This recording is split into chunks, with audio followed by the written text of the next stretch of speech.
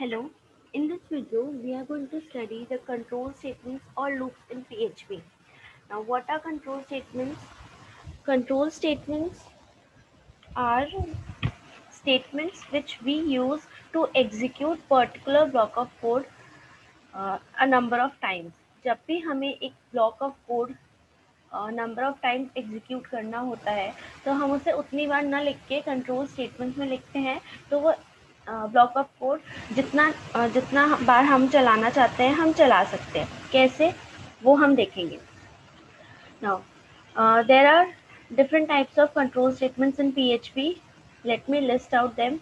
Do while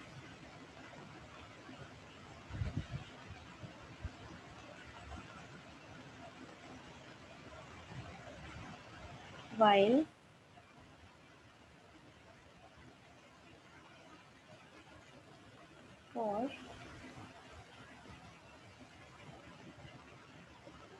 So basically we have four types of loops in PHP. First of all, do while.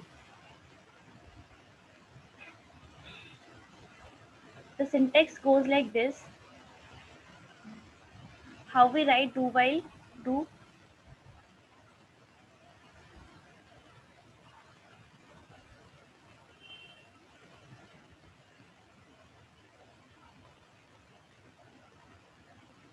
now.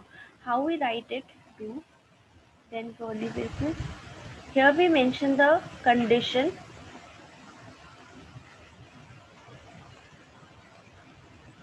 and here I write the code.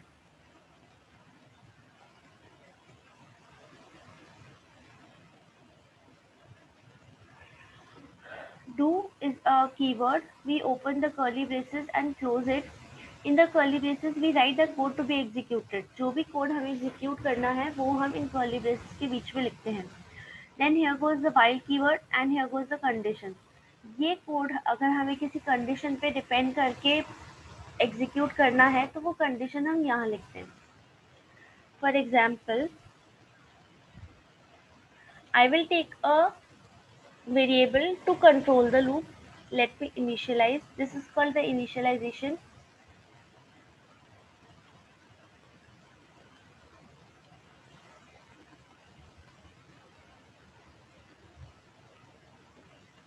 Let's just echo the keyword.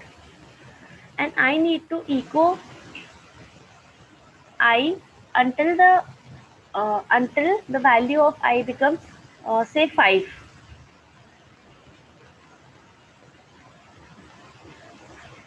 Now this code will execute until I becomes equal to 5. Yes. So here I need to increment also. I need to do the increment. This is called the increment. Or we can decrement the variable as well. It depends upon the logic or task we need to complete. So let me execute this.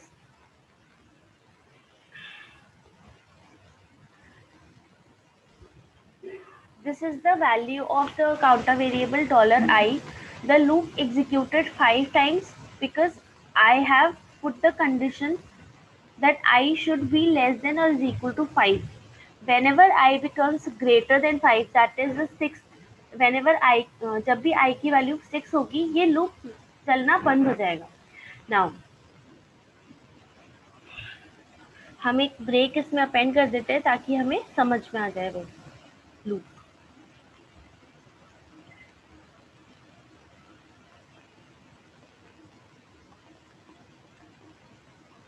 Okay eco statement में append करना है. Now ये 1 से लेकर 5 तक ये loop execute हो गया. Now comes the second loop, that is the while loop. The basic difference between while and do while is that do while is an entry control loop. Do while is an exit control loop, and while is an entry control loop. Difference क्या है वो हम example के साथ देखेंगे.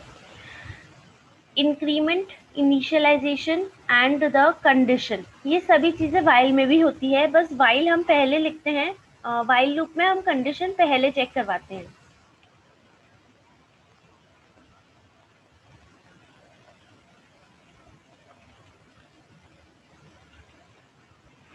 In this जो हमने do while देखा उसमें हम पहले एक्शन करते हैं, then we check the condition. मतलब एक बार तो वो एग्जीक्यूट हो जाएगा code without checking any condition, then from the next time the condition will be checked. While in the case of while, while में क्या होता है, हम पहले ही कंडीशन चेक करते हैं, उसके बाद ही कोड एग्जीक्यूट होता है। एग्जाम्पल लिखते हैं, इसमें भी हमें भी कोई काउंटर वेरिएबल लेना पड़ेगा, फिर हम कंडीशन लगाएंगे while dollar. Let's continue with the same example, इसी में हमें डिफरेंस पता चल जाएगा। तो इसमें हम एक ब्रेक पहले से अपेंड कर लेते हैं, एंड देन द इंक्रीमेंट।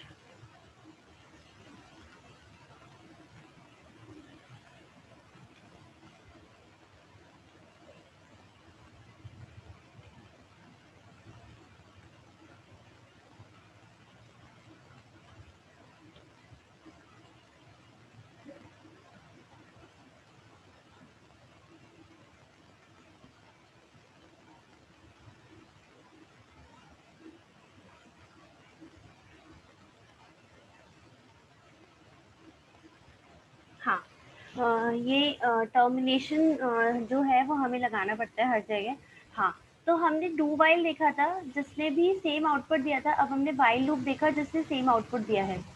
तो डिफरेंस सिर्फ ये होता है कि ये हमें जब एक बार एग्जीक्यूट हो जाता है उसके बाद सेकेंड टाइम से कंडीशन चेक करना स्टार्ट करता है, और जो वाइल लूप है वो फर्स्ट टाइम से ही, मतलब एक बार भी कोड एग्जीक्यूट नहीं होगा अगर वो कंडीशन फॉल्स है तो।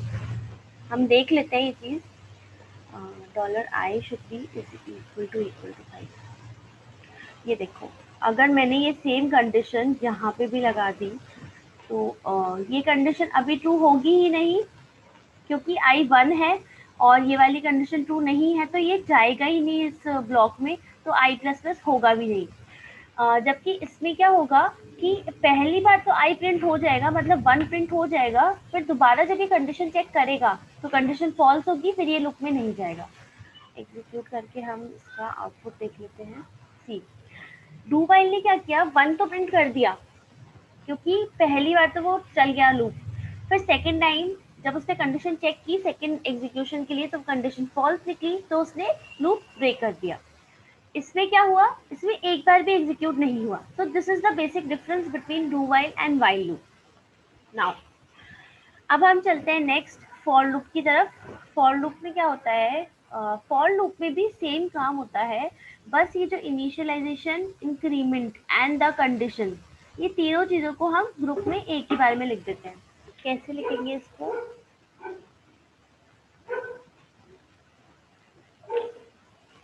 फॉर, तीन ब्लॉक होते हैं इस राउंड ब्रैकेट्स में।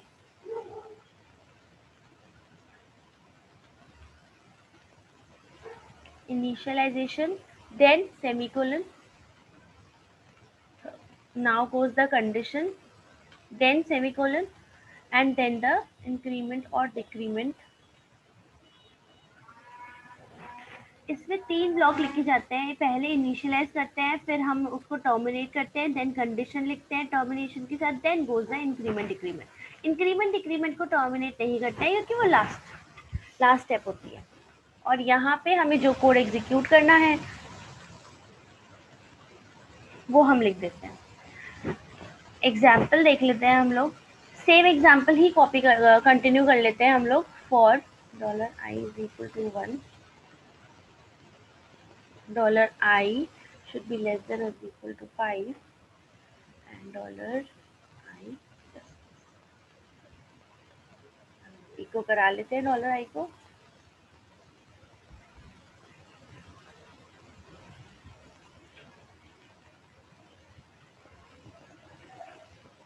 हम एक स्टेटमेंट यहाँ पे ऐड कर देते हैं ताकि हमें पता चल जाए कि ये फॉर लूप का आउटपुट है।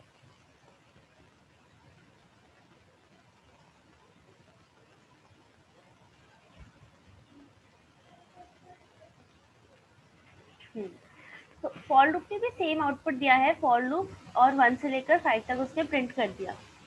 काम तीनों सेम करते हैं, तरीके अलग है, ठीक है। और ये जो है वो एंट्री एग्जिट कंट्रोल्ड है, और बाकी जो फॉर लूप और वाइल लूप है वो एंट्री कंट्रोल्ड है। ये भी हमारा एंट्री कंट्रोल लूप होता है, ठीक है। तो हमने 3 लूप्स देखे जो कि काम सेम करते हैं, बस थोड़ा बहुत तरीका लिखने का अलग होता है, और डू वाइल का काम करने का थोड़ा सा तरीका अलग होता है। नाउ कम्स फॉर ईच, जो इन तीनों से डिफरेंट है। सिंटेक्स देख लेते हैं सबसे पहले फॉर ईच का हम लोग।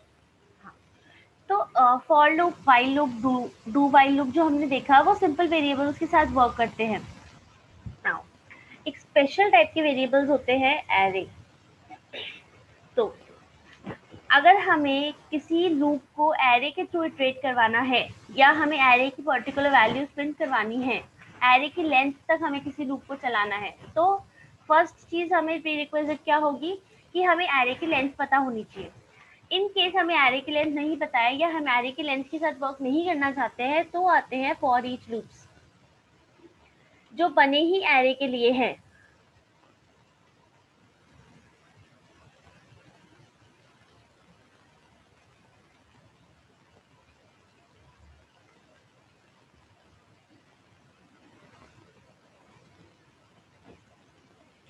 कैसे?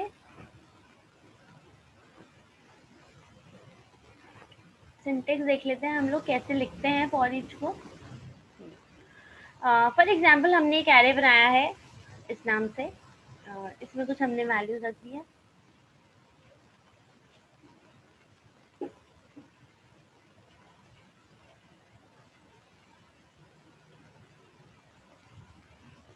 And so now I need to iterate through this array, तो मैं फॉर ईच लूप यूज करूंगी, $arr एज एक कीवर्ड है।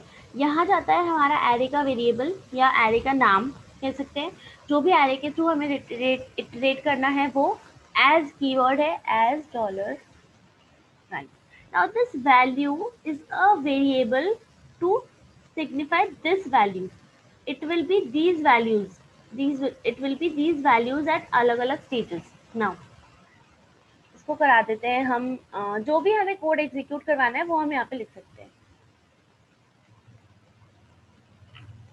Now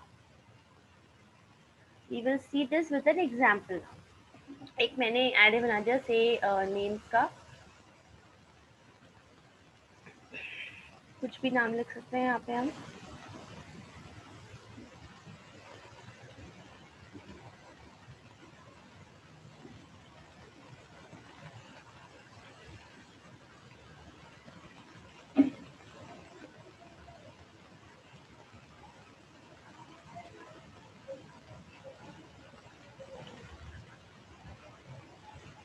Now I will like the loop। यहाँ हमारा एरे का नाम जाएगा एज डॉलर। ये कीवर्ड भी आपकी मर्जी का हो सकता है, आप कोई भी कीवर्ड यहाँ पे लिख सकते हो। जो कीवर्ड यहाँ लिखा है वही हम लूप के अंदर यूज करेंगे।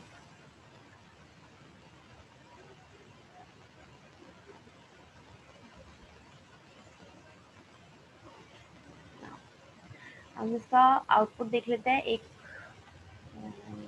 स्टेटमेंट को करा लेते हैं ताकि पता चल जाए कि ये फॉर ईच लूप है।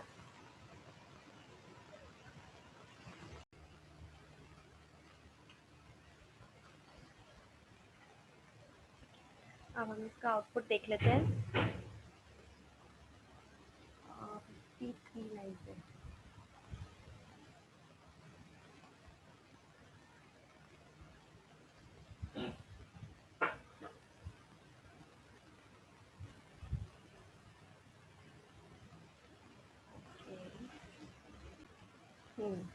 ये एक्चुअली यहाँ स्क्वायर ब्रैकेट है ताकि ये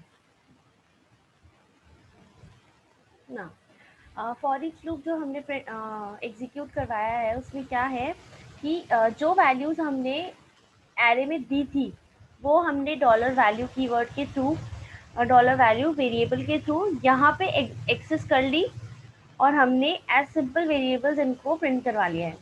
ये फॉर ईच लूप है, specially to iterate through arrays. Now इसका एक और सिंटेक्स होता है, मतलब इसी को हम एसोसिएटिव एरेज के लिए कैसे यूज में ले सकते हैं वो हम देख लेते हैं।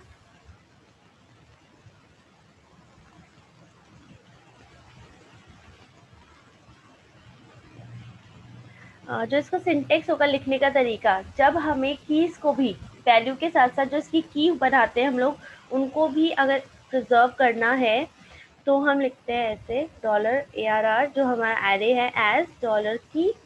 ये वेरिएबल होगा की के लिए जो हमने कस्टम की बनाई है वो। Then goes the index of operators को कहते हैं index of operator. Then goes the value और जो भी हमें कोड एग्जीक्यूट करना है वो हम यहाँ लिख देते हैं। अब हम एक एसोसिएटिव एरे बना लेते हैं डॉलर से स्टूडेंट बना लेते हैं एक स्टूडेंट। स्टूडेंट की जो भी स्टूडेंट का जो भी डेटा हमें स्टोर करके रखना होता है वो फॉर एग्जांपल नेम।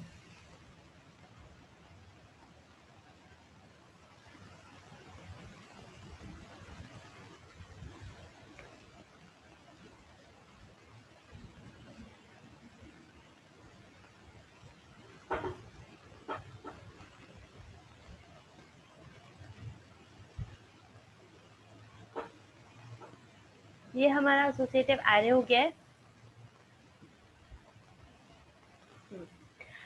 अब हम इसके through for each loop iterate करेंगे, इसके थ्रू इटरेट करेंगे through for each loop. Dollar हमारे स्टूडेंट जो हमारा उसका नाम है एरे का एज डॉलर की। ये वेरिएबल्स आप कुछ भी ले सकते हो, फिर लूप के अंदर हमको यही वेरिएबल्स यूज करना है। अब डॉलर की वैल्यू एक ब्रेक थी